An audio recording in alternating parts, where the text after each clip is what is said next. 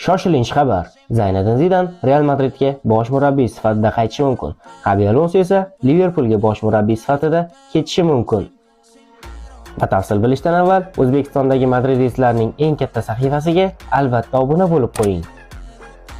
Xabi Alonso hamda Real Madrid futbolchilari o'rtasidagi munosabat yomonlashib bormoqda. Va hattoki shu ish uchun ayrim futbolchilar shartnomani uzaytirishdan bosh tortishmoqda.